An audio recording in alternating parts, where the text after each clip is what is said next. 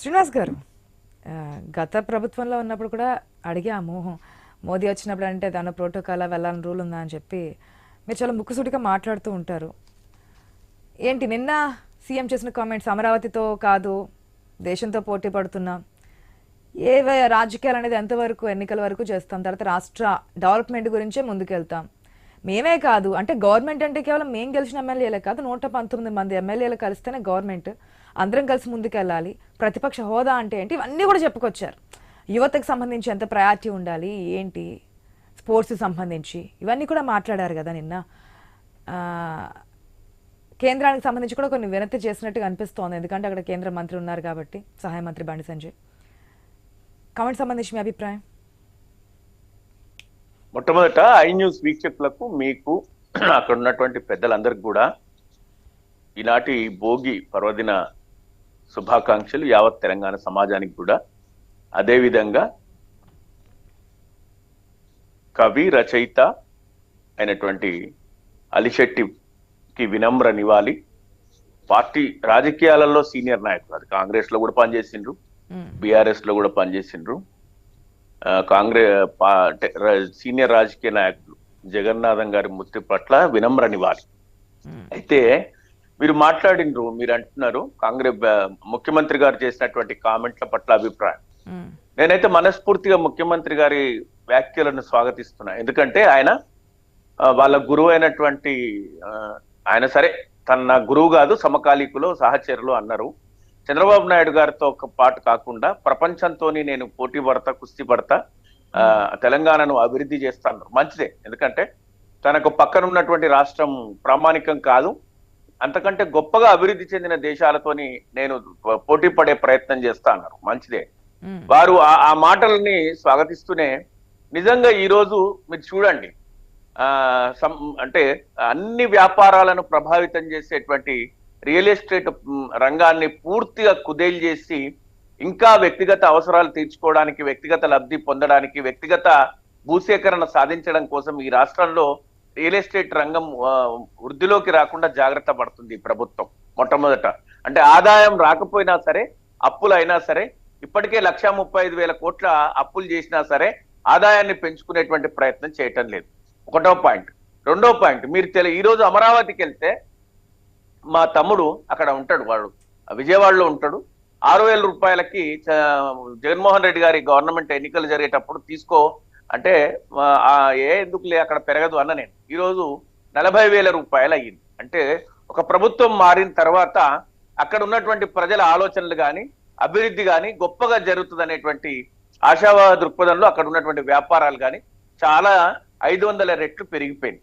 నేను అంటున్నా, మీరు పోటీ పడద్దు, అమరావతితోని పోటీ పడద్దు, ప్రపంచ దేశాలతోని వాళ్ళు మరి ఏ దేశాలు ఎంచుకుంటారో తెలియదు, అయినా మంచి అంటే మార్గదర్శకంగా ఉండే వ్యక్తులతోని పోటీ పడండి.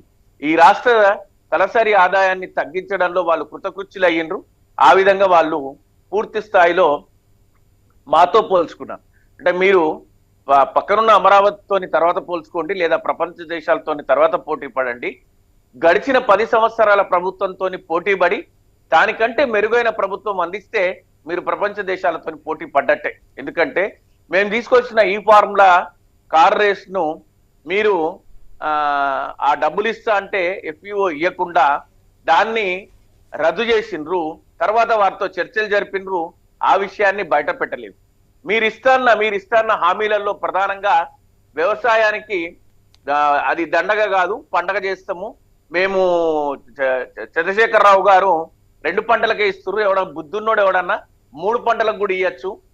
ఉన్నలేని దేవుళ్ళందరి మీద ఒట్లేసి బీజేపీ ఎక్కడ తన్నుకుపోతుంది, బీజేపీ సీట్లన్నీ ఎక్కడ తన్నుకుపోతుందో అని చెప్పి ఆయనను మరి తక్కువ సీట్లు వస్తే కేంద్ర అధిష్టానం తీసేస్తుందని ఉన్న దేవుళ్ళందరి మీద ఒట్లేసి చెప్పింది, మేము ఇస్తాము, రుణమాఫీ చేస్తాము, డబ్బులు ఇస్తామని. 15,000 ఇస్తా అన్న ప్రభుత్వం 12,000 కుదించింది. బీజేపీనే, అందులో డౌట్ ఎందుకండి? బీఆర్ఎస్ అనేది అవుట్ ఆఫ్ ద రేస్ అయిపోయింది. BRS is not in the state, BRS not is going to play a role in the central అని ప్రజలు కూడా నిర్ధారణకు వచ్చేసింది. అయితే మనకు సున్నా సీట్లు వచ్చినాయి కదా, అందులో మనం మోమాట పడాల్సింది ఏముంది? ఇప్పుడు సంఖ్యను అంకెలను గారడి చేయలేము, మార్చలేము. అదేమన్నా బడ్జెటా మనం అంకెల గారడి చేయడానికి? అది ప్రజలందరికీ తెలిసినటువంటి ఎలక్షన్ కమిషన్ ఇచ్చిన నెంబర్. మనం ఓడిపోయినాం ఒప్పుకోవాలా. ప్రజలు కూడా మనకి ఇచ్చినటువంటి తీర్పును మనం స్వాగతించాలి. దాని నుంచి మనం పాఠాలు నేర్చుకునే ప్రయత్నం చేయాలి. అయితే అది జరిగింది. ప్రజలు అట్లా చేసినందుకు ముఖ్యమంత్రి గారు ఒట్లేశారు. ఆ ఒట్లన్నీ వేసి తీర్చుకోవడానికి 18,000 కోట్లకు లెక్క చెప్పి 12,000 కోట్లకైతే లెక్క ఉంది. 18,000 కోట్లకు లెక్క చెప్పి వరంగల్ వేదిక మీద సంవత్సర సంబరాలు చేసేటప్పుడు ఆయనే అన్నారు, మేము అన్న ప్రకారం ఇయ్యలేకపోయినాం. తర్వాత క్రమంలో అందరికి ఎవరైతే లబ్ధిదారులు అంటే ఎలిజిబిలిటీ ఉందో వాళ్ళందరూ వచ్చి తీసుకోవచ్చు కలెక్టర్ల ద్వారా అన్నారు. కలెక్టర్ల ద్వారా అది సాధ్యం కాదు. స్థానిక రైతు వేదికలో ఉన్నటువంటి అగ్రికల్చర్ ఆఫీసర్కి అప్పచెప్తే అది అయిపోయేది చాలా సులువుగా. మా సలహాలు సూచనలు తీసుకుంటున్నామని ఈ ప్రభుత్వం స్థానికంగానే సమస్యలు పరిష్కారం చేస్తాం. కాంగ్రెస్ ప్రజాప్రతినిధులు ప్రజల మధ్యలోకి వెళ్తే నిలదీయడానికి, ప్రశ్నించడానికి సిద్ధంగా ఉందా? ప్రజానికాన్ని సిద్ధం చేస్తుంది. అక్కడికే వస్తున్నా నేను. ఇప్పుడు మేము ఆ సలహా ఇచ్చినాము, వాళ్ళు పాటించలేదు. వాళ్ళు ఏదో విఆర్ఓ వ్యవస్థను తీసుకొస్తున్నారు, మంచిదే. ఎందుకంటే స్థానికంగా అప్పట్లో ప్రభుత్వం ఎంఆర్ఓలను ఆర్డీఓలను కూడా ఓన్లీ నామమాత్రంగా చేసి కలెక్టర్ కి విచక్షణ అధికారాలు ఇచ్చింది అన్నారు. వాళ్ళు పునరుద్ధరిస్తా అన్నారు, మంచిదే. ఈ రోజు మేము ప్రశ్నిస్తుంటే ఎందుకండి వెళ్ళి అక్కడ స్థానికంగా ఎస్ఐ గారు కానిస్టేబుల్ సమక్షంలోనే వాళ్ళు నల్లగొండ జిల్లా అది యాదాద్రి జిల్లా బిఆర్ఎస్ కార్యాలయం మీద దాడులు చేసిండ్రు. వాళ్ళని సమర్థిస్తున్నారు, వాళ్ళని అరెస్ట్ చేయకుండా. ఈ ప్రభుత్వము ప్రశ్నిస్తే, ప్రజాపాలన ప్రభుత్వంలో ప్రశ్నిస్తే అరెస్టులు, వేధింపులు, లేకపోతే కేసులు, అక్రమ నిర్బంధాలు ఇవి చేస్తుంది. ఇవి చేసి ప్రశ్నించకుండా ప్రయత్నం చేస్తుంది. మేము వాళ్ళు ఎన్ని అక్రమ నిర్బంధాలు చేసినా, వాళ్ళు ఎన్ని చేసినా కూడా మేము ఒకటే చెప్తున్నాం, ల్యాండ్ ఆర్డరు గాడి తప్పింది. నిత్యం అత్యాచారాలు జరుగుతున్నాయి బాలికల మీద. వాళ్ళే చెప్పినారు నిన్న, ఒక మతి స్థిమితం లేని వ్యక్తి మీద 3 అత్యాచారం చేసిందని. ఇట్లాంటివి జరగకుండా నేను ఒక చిన్న మళ్ళీ మనకు ఉంది కాబట్టి కంక్లూజన్ ఏంటంటే, ఈ వేదికగా నేను మళ్ళొకసారి చెప్పేది ఏంటి ప్రభుత్వానికి అంటే, ప్రపంచ దేశాలతో పోటీ పడడాన్ని మేము స్వాగతిస్తూనే మీరు ఇచ్చిన హామీలు నిలబెట్టుకోండి.